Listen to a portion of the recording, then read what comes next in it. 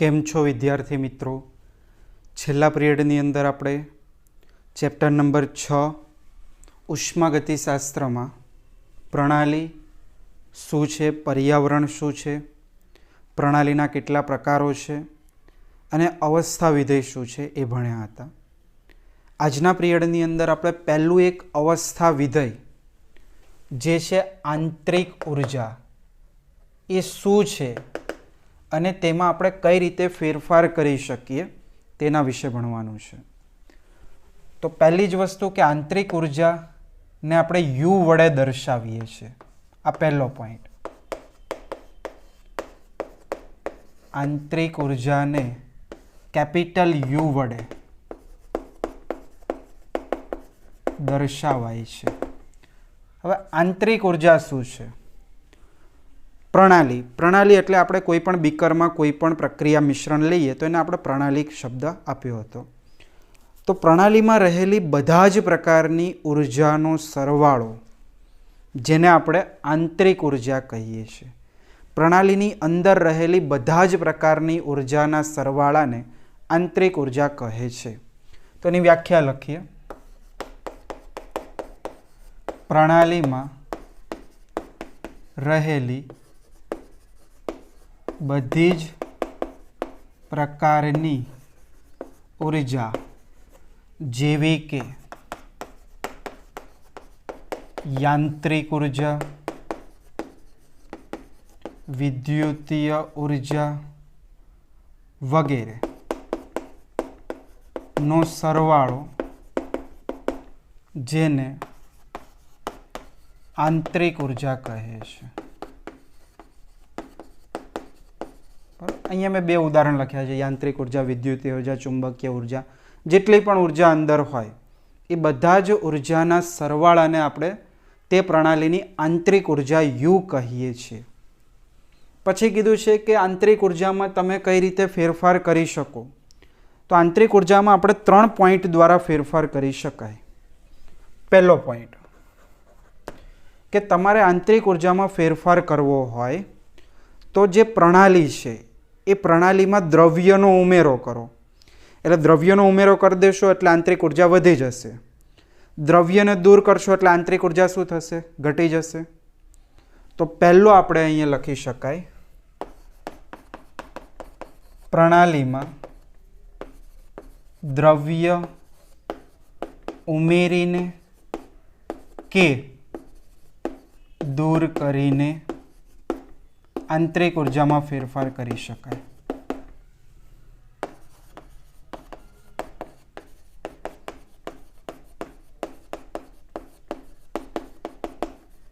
બીજો પોઈન્ટ કે તમે પ્રણાલીમાં ઉષ્મા ઉમેરીને અથવા ઉષ્માને દૂર કરીને પણ આંતરિક ઉર્જામાં ફેરફાર કરી શકો.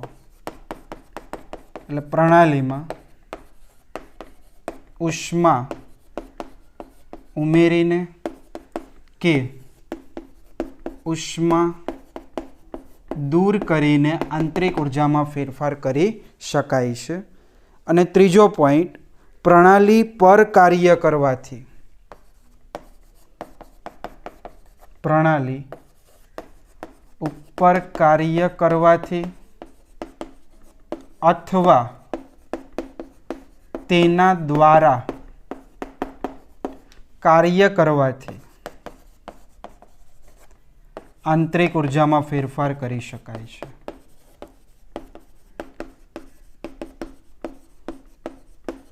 તો એક તમને આ પોઈન્ટ આપ્યો છે, ફેરફાર કરી શકાય. કે પ્રણાલીની આંતરિક ઉર્જા એટલે શું સમજાવો અને આંતરિક ઉર્જામાં કઈ રીતે ફેરફાર કરી શકાય. તો આંતરિક ઉર્જાને યુ વડે દર્શાવાય છે. પ્રણાલીમાં રહેલી બધા જ પ્રકારની ઉર્જાના સમન્વય અથવા સરવાળાને આંતરિક ઉર્જા કહીએ છીએ. આંતરિક ઉર્જામાં 3 પોઈન્ટને આધારે આપણે ફેરફાર કરી શકીએ છીએ. હવે આ ચેપ્ટરની અંદર આપણે આંતરિક ઉર્જામાં આ 2 પોઈન્ટ વડે ફેરફાર જે થાય એનો અભ્યાસ કરવાનો છે. કે પ્રણાલીમાં ઉષ્મા ઉમેરવાથી શું થાય અને પ્રણાલી ઉપર કાર્ય શું છે. તો અહીંયા પહેલો જ પ્રશ્ન આપણે લઈ લઈશું કે પ્રણાલીની આંતરિક ઉર્જામાં થતો ફેરફાર પ્રણાલીની આંતરિક ઉર્જામાં થતો ફેરફાર કાર્ય વડે સમજાવો. કાર્ય વડે સમજાવો. અને પછી આપણે આંતરિક ઉર્જાનો ફેરફાર કાર્યની જગ્યાએ શેના વડે સમજાવીશું? ઉષ્મા વડે સમજાવીશું. એટલે આજના પિરિયડમાં આપણે 2 ટોપિક ભણવાના છે કે પ્રણાલીની આંતરિક ઉર્જામાં થતો ફેરફાર કાર્ય વડે સમજાવો અને પછી પ્રણાલીની આંતરિક ઉર્જામાં થતો ફેરફાર ઉષ્મા વડે સમજાવો. અને પછી આપણે ઉષ્માગતિશાસ્ત્રનો પ્રથમ નિયમ વ્યાખ્યાયિત કરીશું. તો જો પ્રણાલીની આંતરિક ઉર્જામાં થતો ફેરફાર મારે કાર્ય વડે સમજાવવો છે તો એના માટે એક સમુષ્મી પ્રક્રમને ધ્યાનમાં લેવું પડે. આપણે શું કરીએ છીએ? સમુષ્મી. શું છે સમુષ્મી? એ પણ અહીંયા શબ્દ સમજી લઈએ કે એક થર્મોસ ફ્લાસ્ક લઈએ.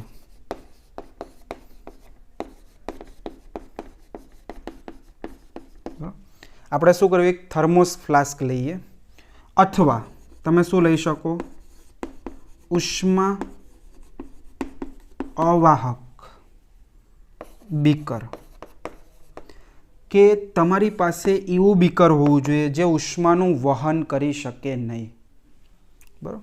આવો એક પ્રણાલી આપણે વિચારવાની છે. આ પ્રણાલી ઉપરથી બંધ છે અને આ પ્રણાલીની અંદર ઉષ્માનો વિનિમય થવો જોઈએ નહીં. ઉષ્માનો વિનિમય થવો જોઈએ નહીં. બરાબર. આ જે દિવાલ છે એ એડિયાબેટિક દિવાલ છે. આ દિવાલને સમુષ્મી દિવાલ કહેવાય. આ દિવાલને શું કહીશું આપણે? સમુષ્મી દિવાલ. કે જે સમુષ્મી દિવાલ કે જે દિવાલની મારફતે ઉષ્માનો વિનિમય પોસિબલ નથી, ઉષ્માનો વિનિમય કરી શકાતો નથી, તેવી દિવાલને સમુષ્મી દિવાલ કહેવાય. હવે આપણે અહીંયા શરૂઆતની કન્ડિશન ધારી લઈએ કે આ જે પ્રણાલી છે એ પ્રણાલીની આંતરિક ઉર્જા, આની અંદર તમે કોઈ પણ દ્રવ્યનો જથ્થો ભર્યો હશે, બરાબર, આ પ્રક્રિયા મિશ્રણ, આની શરૂઆતની આંતરિક ઉર્જાને આપણે UA નામ આપી દઈએ. શરૂઆતની જે અવસ્થા હોય ને એને અવસ્થાને જ એ નામ આપી દઈએ. પ્રારંભિક અવસ્થા છે. પ્રારંભિક અવસ્થા મેં શું નામ આપી દીધું? એ નામ આપી દીધું. કે ભાઈ એક બીકર લઈ લીધું, એ બીકરની અંદર કોઈ પણ દ્રવ્ય ભરી દીધું આપણે, જેને પ્રણાલી કહી દીધું. પ્રણાલી એટલે કે એક એવી વસ્તુ કે જેની ઉપર આપણે અવલોકન કરી શકાય. તો દ્રવ્ય લીધું તો એની અંદર આપણે અવલોકન કરી શકાય. તો પ્રણાલી ભરી દીધી. આની અંદર પાત્રની દિવાલ કેવી છે? સમુષ્મી દિવાલ છે. આ અવસ્થા પ્રારંભિક અવસ્થા એ છે. હવે આની અંદર જે પણ દ્રવ્યનો જથ્થો છે એની આપણે ટોટલ ઉર્જા લઈ લીધી. એ ઉર્જા ધારી લીધી આપણે UA તરીકે મેં ધારી લીધી. હવે હું આ જે બીકર છે એના ઉપર 2 પ્રકારના કાર્ય કરું છું. આ બીકરની અંદર હું 2 પ્રકારના કાર્ય કરું છું. તો અહીંયા લખીએ છીએ ઉપરની પ્રણાલીમાં 2 પ્રકારના કાર્ય કરતા. એક આપણે કરીએ છીએ યાંત્રિક કાર્ય અને એક આપણે કરીએ છીએ વિદ્યુતીય કાર્ય. ક્લિયર? બંને કાર્ય અલગ અલગ છે. એક આપણે કોઈ યંત્ર દ્વારા કરીશું, કોઈ સાધન દ્વારા કરીશું અને એક વિદ્યુત પ્રવાહ દાખલ કરીને કાર્ય કરીશું. તો પહેલું એક કાર્ય હું કરું છું યાંત્રિક કાર્ય. ક્લિયર? આ જ પ્રણાલી છે મારી પાસે, અહીંયા મેં લઈ લીધી આવી રીતે. આ બધું અંદર દ્રવ્યનો જથ્થો છે. પ્રણાલી આ બધું બંધ છે. હવે એક સળિયો નાખી દીધો અંદર અને અંદર આપણે રાખી દીધું એક પેન્ડલ. આવી રીતે પેન્ડલ એટલે આપણે પેલું છાશ બનાવવાનું જે વલોણ આવે એ આવી રીતે એને સ્ટર કરવાનું છે. આ પેન્ડલ છે અને આ પેન્ડલને અહીંયા ઘુમાવવાનું છે. આવી રીતે પેન્ડલને આપણે શું કરીએ છીએ? ગોળ ગોળ ફેરવીએ છીએ અને ગોળ ગોળ ફેરવીને આપણે 1 કિલો જૂલ જેટલું કાર્ય કરી લઈએ. 1 કિલો જૂલ જેટલું કાર્ય કર્યું. 1 કિલો જૂલ જેટલી ઉર્જા વેડફાય ત્યાં સુધી એને ગોળ ગોળ ગોળ ગોળ ગોળ ફેરવ્યું. ક્લિયર? અને અહીંયા આપણે પછી નોંધ્યું, અહીંયા એની જે આંતરિક ઉર્જા હતી એ આંતરિક ઉર્જાને આપણે નોંધી તો એને આપી દીધું આપણે બી. એક બીજી અવસ્થાએ પહોંચી ગયા, આ બી અવસ્થાએ પહોંચી ગયા. અવસ્થા બી, તે દરમિયાન જે આંતરિક ઉર્જા હોય એ યુ બી થઈ ગયું. બરાબર? હવે સમજો, ઇનિશિયલી આ જે ટેમ્પરેચર હતું આની અંદર એ ટીએ હતું. તમે અંદર યાંત્રિક કાર્ય કર્યું, જે પણ પાણી હોય એ પાણીને તમે સ્ટર કરતા રહ્યા અને એનું તાપમાન વધીને અહીંયા કેટલું થઈ ગયું? ટીબી થઈ ગયું. અને એની આંતરિક ઉર્જા શું થઈ ગઈ? યુ બી થઈ ગયું. હવે મારે અહીંયા ફેરફાર જોવો હોય તો પહેલું તો તાપમાનમાં થતો ફેરફાર, એટલે ડેલ્ટા ટી કેટલો થઈ જશે? આ ફાઇનલ ટેમ્પરેચર ટીબી માઇનસ ટીએ. બીજું મારે લખવું હોય તો આંતરિક ઉર્જાનો ફેરફાર, આંતરિક ઉર્જાનો ફેરફાર ડેલ્ટા યુ બરાબર શું લખી શકાય? યુબી માઇનસ યુ એ. હવે વિચારજો ધ્યાનથી કે ડેલ્ટા યુ કેટલું થશે? આ ડેલ્ટા યુ એટલે કે આંતરિક ઉર્જાનો ફેરફાર. તમારી પાસે આ બીકર હતું, આ બીકરની અંદર ફોર એક્ઝામ્પલ કે આ બીકરની અંદર માની લો કે જે પણ તમે પાણી લીધું છે કે કોઈ પણ તમે પ્રક્રિયા મિશ્રણ લીધું, કોઈ પણ પ્રણાલી લીધું, એની કુલ આંતરિક ઉર્જા 10 જૂલ છે. ફોર એક્ઝામ્પલ, કુલ આંતરિક ઉર્જા કેટલી છે? 10 જૂલ છે. આ પ્રારંભિક અવસ્થા છે. તમે 1 કિલો જૂલ જેટલું કાર્ય કર્યું એટલે એની અંદર જે ઉર્જા 10 જૂલ હતી એમાં 1 કિલો જૂલ શું થઈ જશે? એડ થઈ જશે. અને આપણે 10 કિલો જૂલ રાખી દઈએ એટલે સરવાળો ઇઝી રહે. 10 કિલો જૂલ અંદર આંતરિક ઉર્જા હતી, 1 કિલો જૂલ જેટલું કાર્ય કર્યું એટલે પ્રણાલીની અંતિમ અવસ્થામાં આંતરિક ઉર્જા કેટલી થઈ ગઈ? 11 કિલો જૂલ. એટલે આ 11 કિલો જૂલ માઇનસ પ્રારંભમાં કેટલું હતું? 10 કિલો જૂલ. તો ડેલ્ટા યુ કેટલો થશે? તમે જેટલું કાર્ય કર્યું હશે એટલો થશે. આ વસ્તુ આપણે સમજવાની છે અને આને અહીંયા લખીએ છીએ કે પ્રણાલીની આંતરિક ઉર્જામાં થતો ફેરફાર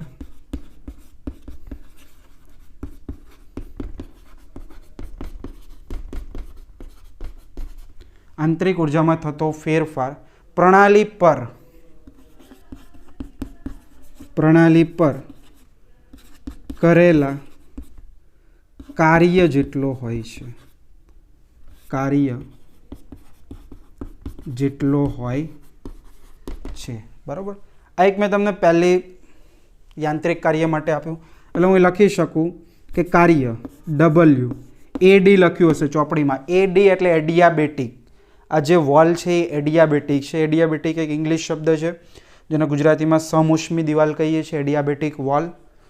W adiabatic equals to formula શું થશે? ડેલ્ટા યુ એટલે કે UA minus you final minus initial UB minus UA.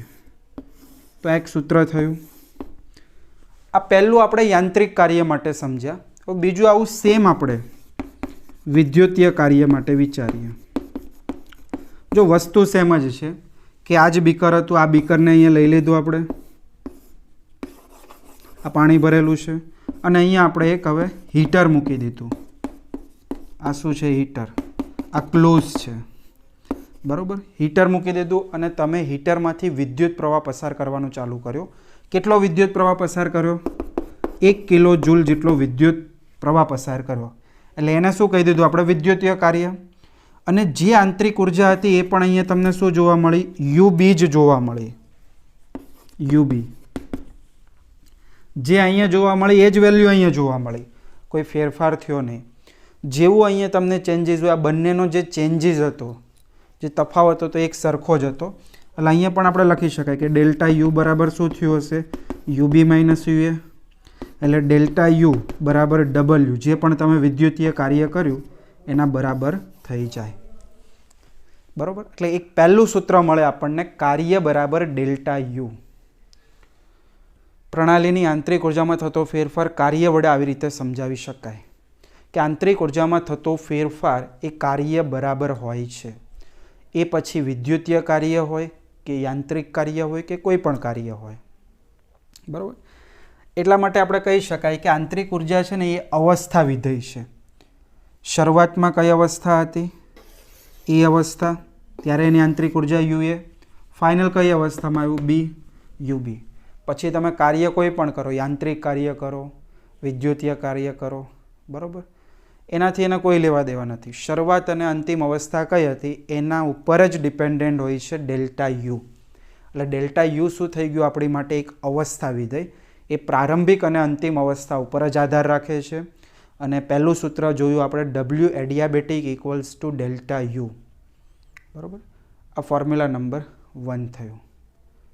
હવે આપણે બીજી એક વસ્તુ કે કાર્યનું મૂલ્ય ધન ક્યારે લેવું અને ઋણ ક્યારે લેવું એ તમને નીચે એક લાઈન આપેલી છે, તો એનું પણ અહીંયા જોઈ લો કે કાર્યની સંજ્ઞા. પહેલું કે તમારી પાસે આ પ્રણાલી છે, બરાબર. પ્રણાલીની શરૂઆતની ઉર્જા અહીંયા હતી યુએ અવસ્થા. એમાં તમે પ્રણાલી ઉપર કાર્ય કર્યું, આ મિકેનિકલ વર્ક કર્યું, તમે પેન્ડલ મારીને તમે 1 કિલો જૂલ ઉર્જા પ્રણાલીમાં દાખલ કરી. એટલે પ્રણાલીની આંતરિક ઉર્જા શું થઈ? વધી ગઈ.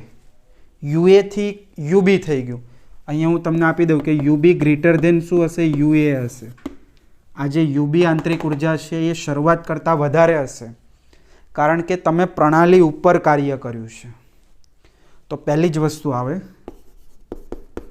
કે પ્રણાલી ઉપર કાર્ય થાય ત્યારે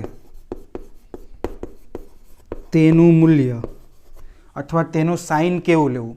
તો જો આ સૂત્ર તમારી પાસે છે, સૂત્રમાં કિંમત મૂકો એટલે ઓટોમેટિકલી સાઇન ખ્યાલ આવે કે ડબલ્યુ બરાબર delta you, UB minus UA.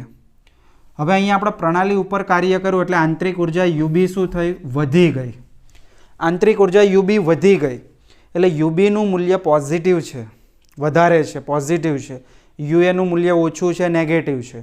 તો જ્યારે પણ આનું સાદુરૂપ આપશો એટલે કાર્યનું મૂલ્ય તમને ધન મળે કે ઋણ મળે? તો ઓબ્વિયસલી ધન જ મળે, કારણ કે જે મોટી વેલ્યુ હોય એની આગળનું સાઇન લાગે. મોટી વેલ્યુ અહીંયા શું છે? યુબી. એટલે યુબીનું સાઇન પોઝિટિવ છે એટલે વર્ક એડિયાબેટિક તમને પોઝિટિવ મળે, ધન મળે. તો પ્રણાલી ઉપર કાર્ય થાય ત્યારે કાર્યનું મૂલ્ય હંમેશા અથવા કાર્યની સંજ્ઞા હંમેશા કેવી આવશે? પોઝિટિવ આવશે, ધન આવશે.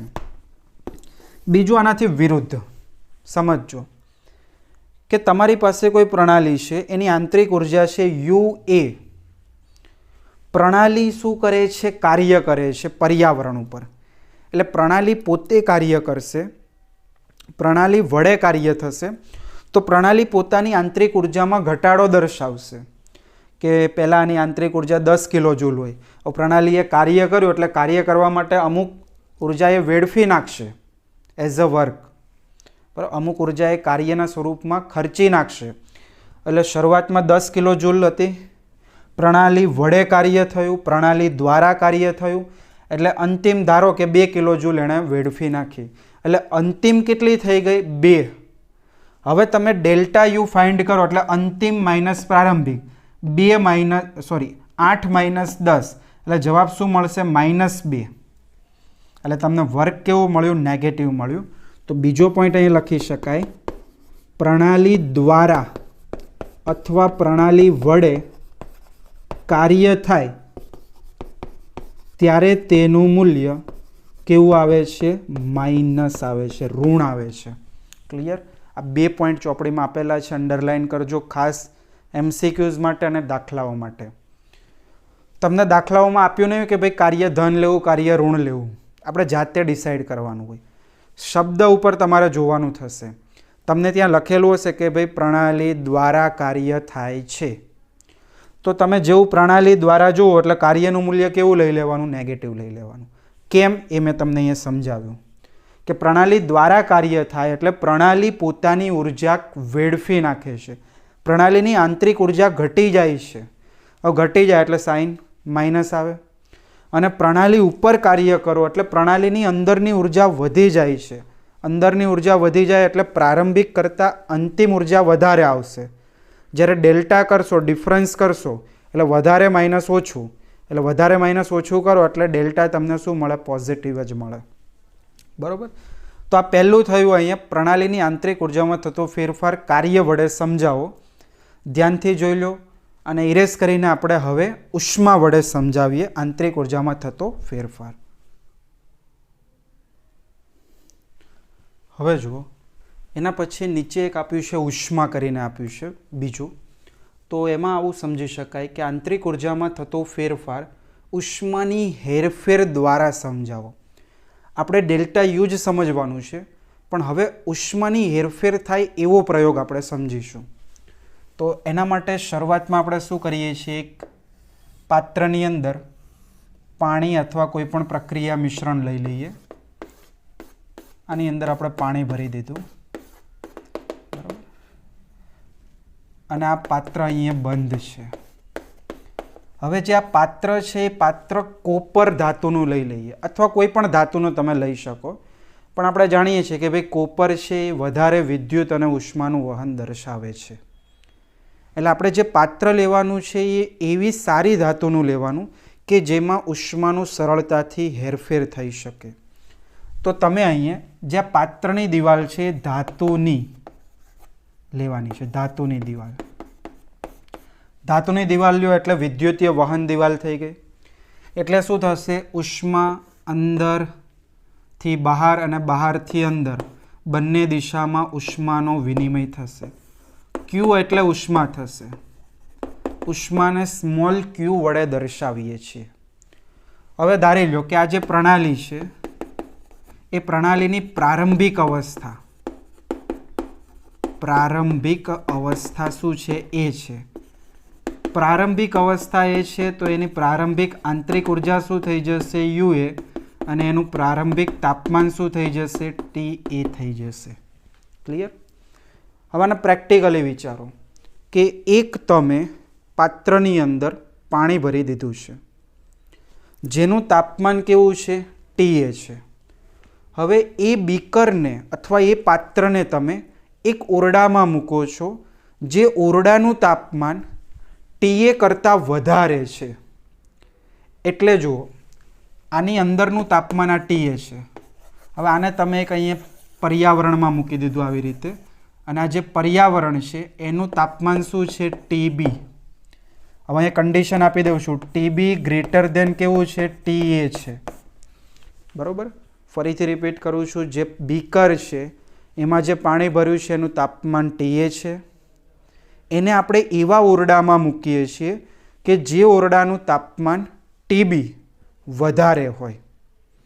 બરાબર. બીકરમાં રહેલા પાણી કરતાં વધારે તાપમાન હોય. હવે શું થશે? તમે મૂકશો એટલે શું થવાનું? ઓબ્વિયસલી આ જે વોલ છે એ કેવી છે? ધાતુની બનેલી.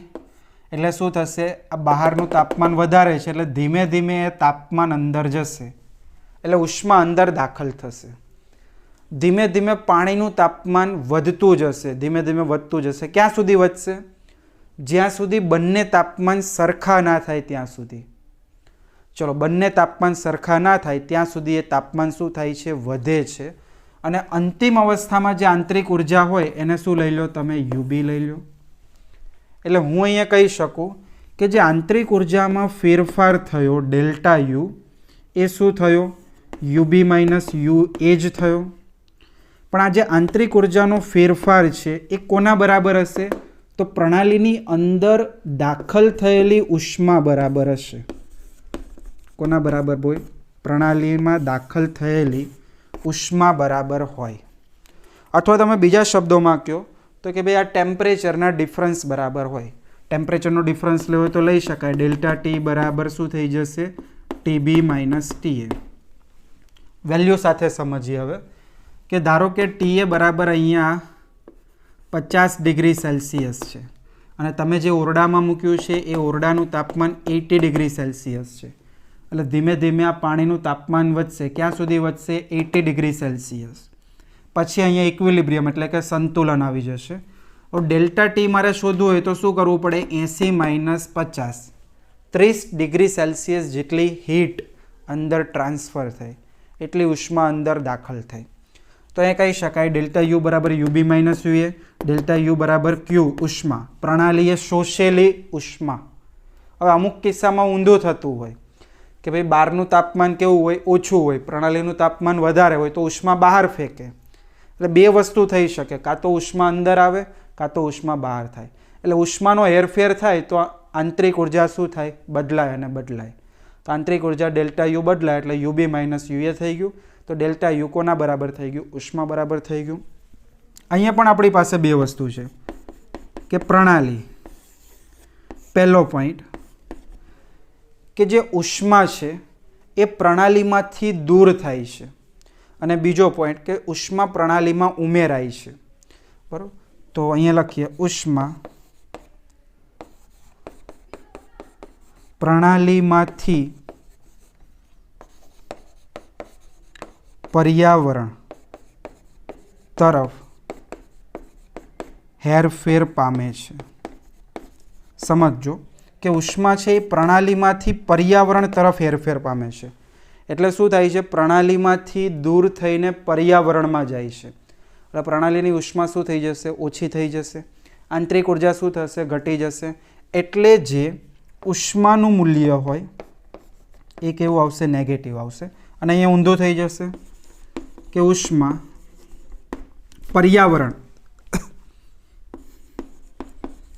પર્યાવરણમાંથી પ્રણાલીમાં દાખલ થાય છે. હવે જો આ વસ્તુ, આ કેસ સમજાવો કે ઉષ્મા અહીંયા શું થયું, તો અંદર દાખલ થઈ હતી અને ટેમ્પરેચર કેટલું થયું, 50 ડિગ્રીનું 80 ડિગ્રી થયું. એટલે અંદર દાખલ થઈ ત્યારે તમારે ઉષ્મા જે હોય એ ઉષ્માનું મૂલ્ય કેવું લેવું, પ્લસ લેવું. જે પણ ડિફરન્સ હશે એ તમને ધન જ મળશે. અહીંયા ડિફરન્સ જોઈ લો, ડેલ્ટા ટી તમને ધન જ મળે, 30 ડિગ્રી સેલ્સિયસ. તો દાખલાઓમાં અમુક વખત આ પણ આપણે જાતે લેવાનું હોય છે કે ઉષ્મા માઇનસ ક્યારે લેવી, ઉષ્મા પ્લસ ક્યારે લેવી. બરાબર, તો આ થઈ ગયો ઉષ્મા દ્વારા આંતરિક ઉર્જામાં થતો ફેરફાર. હવે એના પછી ત્રીજું આપ્યું છે સામાન્ય કિસ્સો, એટલે કે બંને વસ્તુ. બરાબર, કે આપણે પ્રણાલીની અંદર કાર્ય પણ કરીએ છીએ, પ્રણાલીમાં ઉષ્માનું હેરફેર પણ થાય છે, ત્યારે ડેલ્ટા યુ કેટલો બનશે. તો જુઓ કે પ્રણાલી ઉપર કાર્ય થાય તો આપણને ખ્યાલ છે કે ડેલ્ટા યુ બરાબર વર્ક થઈ જશે. એટલે મેં લખી દીધું અહીંયા વર્ક, પ્લસ પ્રણાલીની અંદર ઉષ્માનો પણ વિનિમય થાય ત્યારે ડેલ્ટા યુ આવ્યું. ડેલ્ટા યુ કેટલું બની જશે, ક્યુ. એટલે અહીં લખી દીધું ક્યુ. બંને વસ્તુ સાથે થતું હોય તો આ સૂત્ર આપણું બની જાય. પ્રણાલી ઉપર કાર્ય પણ થતું હોય, પ્રણાલી પર ઉષ્માનો વિનિમય પણ થતો હોય, તો આંતરિક ઉર્જામાં થતો ફેરફાર કેટલો થઈ જશે, ડેલ્ટા યુ બરાબર ક્યુ પ્લસ ડબલ્યુ. ક્યુ એટલે ઉષ્મા, ડબલ્યુ એટલે કાર્ય. હવે આ જે નિયમ છે, આ નિયમને આપણે શું કહીએ છીએ, ઉષ્મા ગતિ શાસ્ત્રનો પ્રથમ નિયમ, ફર્સ્ટ લો ઓફ થર્મોડાયનેમિક્સ. આને આપણે કહીએ છીએ ઉષ્માગતિશાસ્ત્રનો પ્રથમ નિયમનું ગાણિતીય સ્વરૂપ. નિયમ શું છે, તો ઉર્જા અથવા ઉષ્માનું વિનિમય જ માત્ર શક્ય હોય છે, એક સ્વરૂપમાંથી બીજા સ્વરૂપમાં રૂપાંતર જ શક્ય હોય છે. ઉષ્મા અથવા ઉર્જાને ઉત્પન્ન કરી શકાતી નથી કે નાશ પણ કરી શકાતું નથી. આ એનો નિયમ છે, પહેલો નિયમ. હવે ધારી લો કે કોઈ પ્રણાલી ઉપર કાર્ય પણ થતું નથી અને ઉષ્માનો વિનિમય પણ થતો નથી, તો આંતરિક ઉર્જામાં ફેરફાર થશે? તો જવાબ આવે ના. કેમ? તો જો કાર્ય થતું નથી એટલે કાર્યનું મૂલ્ય 0, બરાબર. ઉષ્માનો હેરફેર પણ થતો નથી એટલે ઉષ્માનું મૂલ્ય પણ 0. એટલે ડેલ્ટા યુ બરાબર શું થઈ જાય, 0 થઈ જાય. ક્યુ પણ 0 લઈ લો, ડબલ્યુ પણ 0 લઈ લો, એટલે ડેલ્ટા યુ 0. એટલે આંતરિક ઉર્જાનો ફેરફાર પણ તમને કેવો મળ્યો, 0 મળ્યો. ક્લિયર? તો અહીંયા સુધી કમ્પ્લીટ કરવું. ઉદાહરણ નંબર 1 હોમવર્કમાં કરવાનું છે. જો ઉદાહરણ નંબર 1 શું છે, તો પ્રણાલીની આંતરિક ઉર્જામાં ફેરફાર દર્શાવો જ્યારે પ્રણાલી વડે પર્યાવરણમાંથી ઉષ્મા શોષાઈ નથી પણ પ્રણાલી પર કાર્ય થયેલું છે, તો પ્રણાલીની દિવાલ કેવા પ્રકારની હશે? હવે તમને આપ્યું છે કે ડેલ્ટા યુ બરાબર આ જ સૂત્ર વાપરવાનું છે તમારે, ડેલ્ટા યુ બરાબર ક્યુ પ્લસ ડબલ્યુ. શું કીધું છે? પ્રણાલી વડે ઉષ્મા શોષાઈ નથી, એટલે ઉષ્મા શોષાણી ના હોય એટલે ઉષ્માનું મૂલ્ય 0 લઈ લેવાનું. આ સૂત્રમાં 0 મૂકો એટલે ડેલ્ટા યુ બરાબર શું થઈ ગયું? વર્ક એડિયાબેટિક થઈ ગયું. અહીંયા આપ્યું છે. તો દિવાલ કેવી હશે? સમોષ્મી હશે. મેં પહેલું તમને કાર્યમાં સમજાવ્યું હતું, દિવાલ સમોષ્મી હોય. બીજું આપ્યું છે કે પ્રણાલી પર કાર્ય થયેલ નથી પણ ઉષ્માનો વિનિમય થયો છે અને ઉષ્માનો જથ્થો પ્રણાલીમાંથી પર્યાવરણમાં આપવામાં આવ્યો છે. તો જો પ્રણાલીમાંથી પર્યાવરણમાં આપવામાં આવે એટલે ઉષ્માનું મૂલ્ય કેવું લેવું પડે? ઋણ. એટલે તમે આ સૂત્રમાં ડેલ્ટા યુ બરાબર ક્યુ પ્લસ ડબલ્યુ, કાર્ય થયું નથી એટલે આ કાર્યનું મૂલ્ય 0 લઈ લો એટલે આ જતું રહ્યું અને ક્યુ બરાબર શું થઈ જશે? માઇનસ ક્યુ. ઋણ મૂલ્ય લેવાનું ઉષ્માનું. કેમ? કારણ કે પ્રણાલીમાંથી પર્યાવરણ તરફ હેરફેર પામે છે. તો ઉષ્મીય વહન કરતી દિવાલ હોય ત્યારે જ આ કિસ્સો પોસિબલ થાય. છેલ્લું આપ્યું છે કે પ્રણાલી વડે કાર્ય પણ થયેલ છે, ઉષ્મા પણ આપવામાં આવી છે. તો પ્રણાલી વડે કાર્ય થાય તો અહીં લખ્યું છે પ્રણાલી વડે કાર્ય થયું, તો કાર્યનું મૂલ્ય અહીંયા તમારે માઇનસ લઈ લેવાનું. બાકી આનું આ સૂત્ર ડેલ્ટા યુ બરાબર ક્યુ માઇનસ ડબલ્યુ. બંધ પ્રણાલી. તો અહીંયા સુધી કમ્પ્લીટ કરવું. નેક્સ્ટ પિરિયડમાં આપણે 6.2 જોઈશું.